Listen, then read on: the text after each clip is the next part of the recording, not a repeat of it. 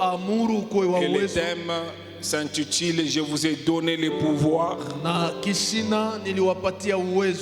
Et nous allons prendre Luc chapitre 10e. Et nous allons lire le verset 19. Vous pouvez ajouter vous-même. Et moi j'ai dit je vous ai donné le pouvoir et je mets 3 points. Vous-même vous pouvez ajouter pourquoi il nous a donné le pouvoir. Cher technicien, aidez-moi. Luc chapitre 10 verset 19. J'étais en train de dire aux chers techniciens de m'aider. Luc chapitre 10 verset 19. Voici, je vous ai donné le pouvoir de marcher sur les serpents et les scorpions, sur toute la puissance de l'ennemi, et rien ne pourra vous nuire. Si j'étais vous, j'allais dire Amen avec conviction. Ce que je viens de lire, ce n'est pas ma parole, c'est la parole de Dieu. Tu as raté une bonne occasion de dire Amen après la lecture. Je vais reprendre encore cela. Il dit, c'est Jésus-Christ qui parle aux disciples. Au 70, il leur dit, voici, je vous ai donné le pouvoir. En tout cas, si j'étais à ta place, je n'écouterais pas simplement parce que c'est pour moi, je dirais Amen avec conviction.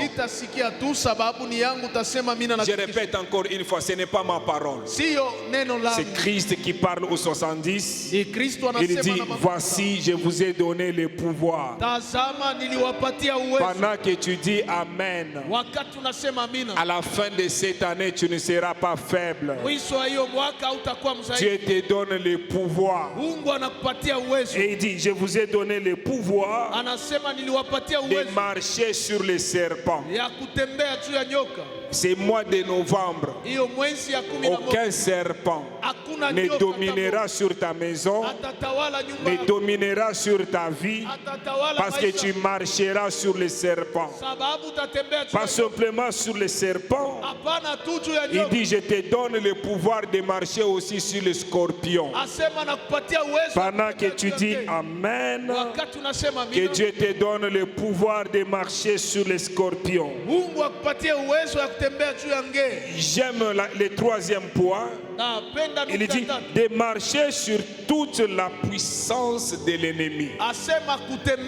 On ne dit pas une partie. On dit sur toute la puissance de l'ennemi. Ce qui a résisté au mois de janvier, même pendant le confinement, ce mois de novembre, tu marcheras sur toute la puissance de l'ennemi. Est-ce que quelqu'un comprend ce que je dis? Je dis que ce mois de novembre, tu marcheras sur toute la puissance de l'ennemi. Je suis en train de dire que ce mois de novembre, c'est un mois de domination. Tu domineras sur toute la puissance de la sorcellerie. Tu domineras sur toute la puissance de la maladie. Et il ajoute en disant, rien ne pourra te nuire. La maladie ne va pas te nuire, c'est moi. La pauvreté ne va pas te nuire, c'est moi. Si j'étais toi, j'allais dire Amen. Si j'étais toi, j'allais dire gloire à Dieu. C'est ça que nous allons développer pendant ces 4 jours. Parce que quand vous lisez la Bible, dans ces versets, la Bible dit, les 70 étaient dans la joie. Et ils sont rentrés en disant au Seigneur, Seigneur Jésus-Christ, nous sommes dans la joie parce que les démons même nous sont soumis. Ils étaient dans la joie parce que les démons étaient soumis soumis à eux.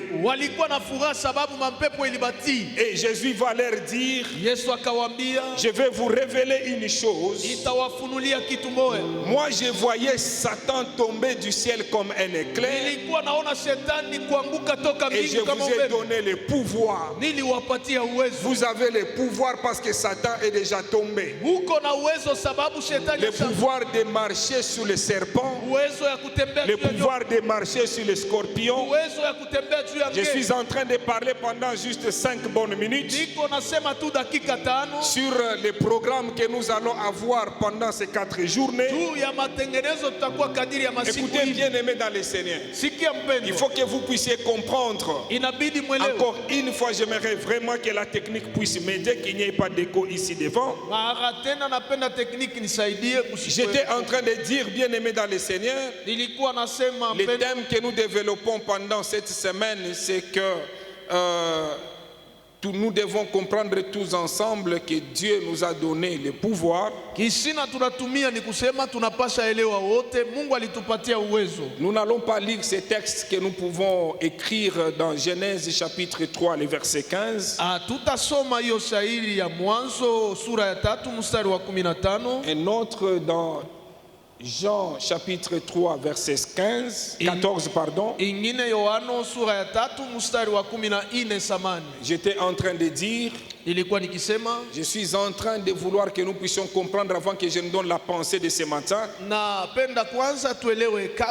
Je suis en train de vouloir que tous ensemble nous puissions comprendre ce que nous allons faire pendant ces 4 journées. Lorsque nous lisons l'introduction, le premier livre de la Bible qui est Genèse, l'homme avait une position privilégiée. L'homme devait dominer, l'homme devait régner, l'homme devait assujettir. Mais à cause du péché, la Bible parle en disant, l'homme s'est retrouvé, il a perdu la position qu'il avait. Dans les jardins où il pouvait régner, où il pouvait nommer, où il était le maître de toutes choses, mais il a perdu cette position. Dieu n'était pas content de ce de se passer dans les jardins d'Éden. C'est comme ça que la Bible nous montre comment Dieu était fâché, il va maudire l'homme. L'homme devait travailler normalement, il devait manger normalement. Dieu regarde l'homme, il maudit l'homme en disant, à cause de ce que tu viens de faire, désormais tu mangeras à la sueur de ton front. Il regarde la femme, il dit, à cause de ce que tu viens de faire, désormais tu vas même accoucher avec difficulté. Il regarde le serpent, il dit, toi, parce que tu viens de faire cet acte, désormais tu marcheras ventre sur la terre, désormais tu mangeras la poussière. Quand Dieu parle, il maudit comme ça. Mais ce qui est bien avec Dieu, au milieu de toutes ces paroles de malédiction, il y avait une parole de bénédiction. Au milieu de toutes ces paroles de malédiction, il y avait une promesse. Il dit, malgré ça, je vais créer une inimitié entre toi et postérité, entre toi et la femme. La postérité de cette femme, la postérité qui sortira de cette femme écrasera ta tête. Et là on parle du serpent. Pourquoi? Parce que la femme va s'adresser à Dieu en disant, quand il a entendu la voix, que ce n'est pas moi, c'est le serpent qui m'a séduit. Donc quand on dit qu'on nous a donné le pouvoir pouvoir pour marcher sur les serpents. Le serpent a le pouvoir de la séduction. Donc pendant ces 4 journées, nous devons détruire tout pouvoir de la séduction de l'ennemi. Le serpent a le pouvoir de la manipulation. Donc pendant ces 4 journées, nous allons détruire tout pouvoir de la manipulation. Il dit que malgré toutes ces choses mauvaises, mais moi je prononce une parole positive en disant qu'il y a une postérité qui sortira, qui écrasera la tête du serpent. Donc si le serpent n'avait pas induit l'homme en erreur, l'homme serait toujours victorieux sur la maladie, sur la pauvreté, sur la puissance de l'ennemi. Mais à cause de cette séduction, donc si je parle du serpent, je suis en train de parler de la manipulation et de la séduction démoniaque. Et Dieu dit que je te donne toi le pouvoir pour que tu puisses dominer sur ça pendant ces 4 journées, et que ce mois de novembre soit un mois où tu marcheras sur les serpents au nom de Jésus-Christ. Mais il dit que non, malgré que tu écrases la tête du serpent, le serpent va blesser les talons. Et quand nous allons dans Nombre au chapitre 21, à partir du premier verset, nous voyons ce qui s'est passé avec les enfants d'Israël et Moïse. La Bible nous parle en disant qu'il y avait les serpents mortels. Et ces serpents qui pouvaient circuler, les serpents qui pouvaient circuler, lorsque les serpents pouvaient mordre quelqu'un, les venin conduisait à la mort directement. Et des gens commençaient à pleurer parce qu'il y avait les serpents partout. Et lorsque les serpents pouvaient mordre quelqu'un, la personne était condamnée à mourir. Il y avait une douleur. Alors c'est comme ça, bien aimé dans le Seigneur, Dieu va parler à Moïse. Il va dire à Moïse, prends un serpent d'airain, tu vas le placer sur un arbre. Il fait comme un poteau, il place le serpent. Il dit que tout celui qui va regarder le serpent, même si on l'a mordu par le serpent, s'il n'a pas peur, tu gardes les regards fixés sur le serpent d'airain. Au même moment, cette douleur ne fera rien. Au même moment, c'est que cette blessure ne te conduira pas à la mort. C'est comme ça que Jean chapitre 3, le verset 14 dit, de la même manière que Moïse a élevé le serpent, de la même manière Christ doit être élevé. Si aujourd'hui tu es mordu par le serpent et cette blessure doit te conduire à la mort, si tu regardes sur le serpent d'airain qui est Jésus-Christ, si les autres peuvent mourir, toi tu ne mourras pas. Pourquoi? Parce que les regards sont fixés sur Jésus-Christ. Et c'est Jésus-Christ qui nous a donné le pouvoir.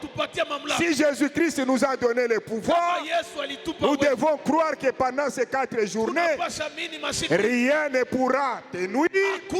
Pendant ces 4 journées, le serpent ne peut pas te nuire. Pourquoi? Parce que tes regards sont fixés sur Jésus-Christ de Nazareth. Si nos regards pendant ces 4 journées restent fixés sur lui, rien ne pourra nous nuire.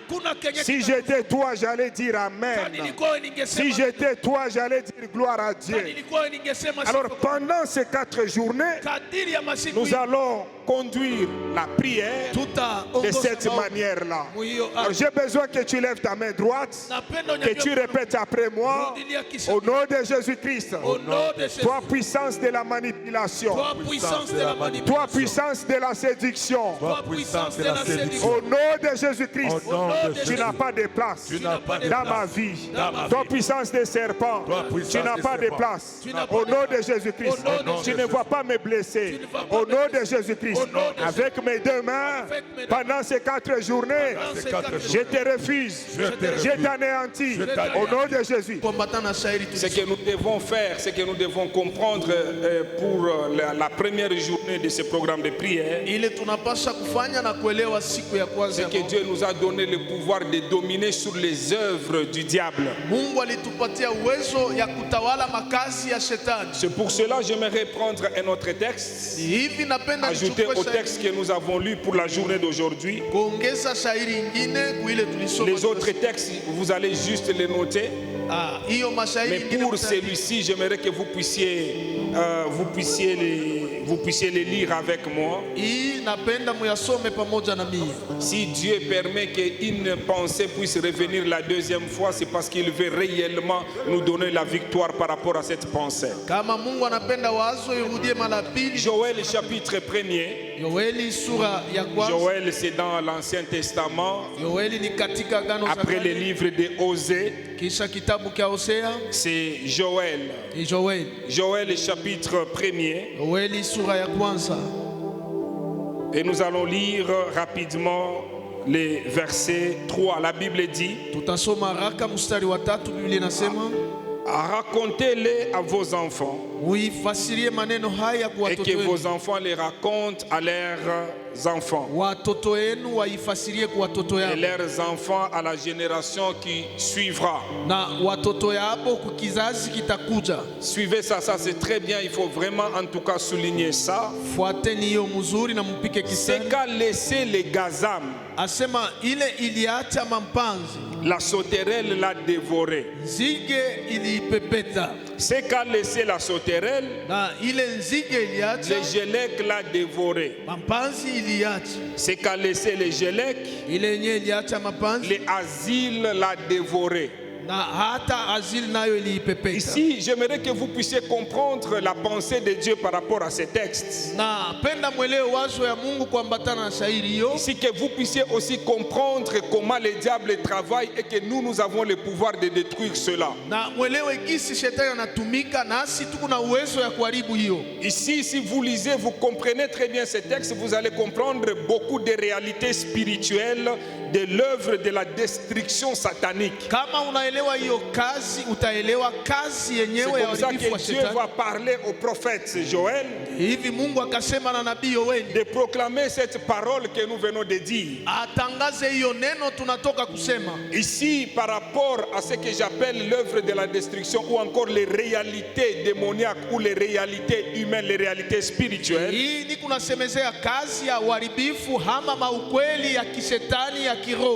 j'ai déjà parlé sur ça et je crois le pasteur Dieudonné a parlé encore sur ça dernièrement à l'intercession. En disant que ces 4 insectes ou ces 4 totems représentent, bien aimé, l'image de l'influence maléfique, comment le diable peut opérer sur les vies des humains.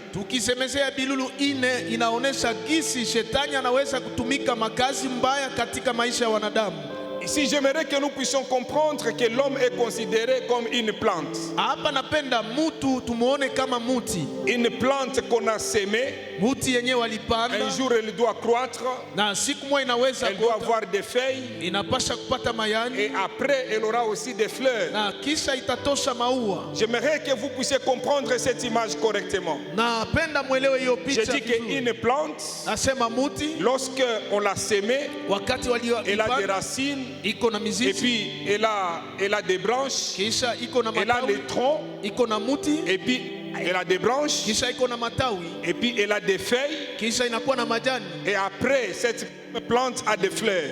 Ici, parlant de ces versets, on nous parle de ces insectes. Et on nous dit, bien aimé dans le Seigneur, le travail de chaque insecte.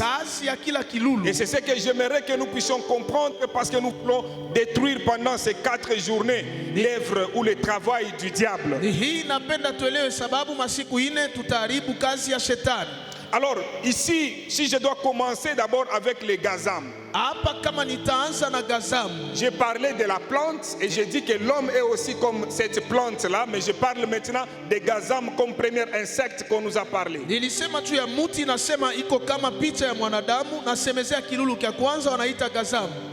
Chaque insecte, comme on vient de nous citer, premièrement les gazam, deuxièmement les sauterelles, troisièmement les gélèques, et quatrièmement on parle des asiles. Ce sont des insectes différents. Chaque insecte a son rôle. Chaque insecte mange ce que l'autre ne peut pas manger. Alors quand l'arbre grandit, l'insecte qu'on appelle gazam, lui son travail c'est manger simplement les fleurs. L'insecte qu'on appelle sauterelle, lui son travail c'est manger simplement les feuilles. Et l'insecte qu'on appelle gélèque, lui son problème c'est de manger quand il y a le tronc, quand il y a l'arbre, il entre à l'intérieur pour manger ce qu'il y a à l'intérieur de l'arbre. Tandis que le dernier, les asiles, lui son problème c'est de manger simplement les racines. Alors dans ce texte, on nous montre l'image de l'homme qui est comme une plante. Une plante qui est née un jour, une plante qui a grandi. Et cette plante qui a grandi, elle doit avoir des feuilles, elle doit avoir des fleurs. Mais après, bien aimé dans le Seigneur, c'est le gazam qui vient. Il commence à manger les fleurs. Quand le gazam mange les fleurs, c'est comme ça que le verset dit, c'est qu'a laissé le gazam. La sauterelle arrive. La sauterelle mange les feuilles. Et on dit, c'est qu'a laissé la sauterelle.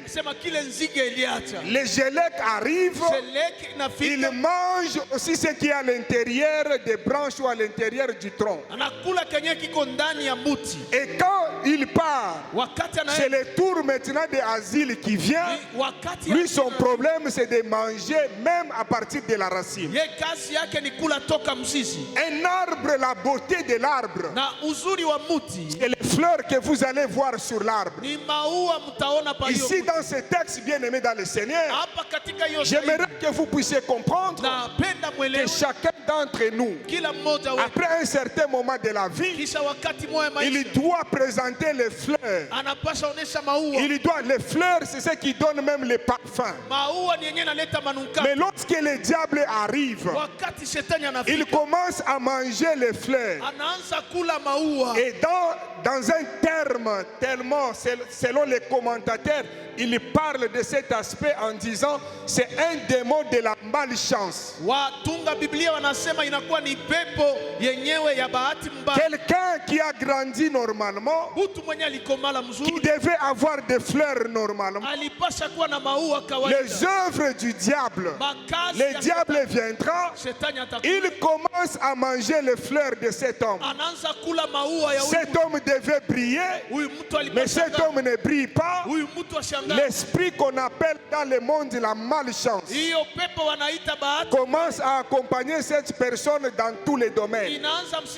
Alors dans ce programme programme de 4 journées, tu dois comprendre que Dieu veut mettre fin. Dieu veut que tu puisses aussi briller.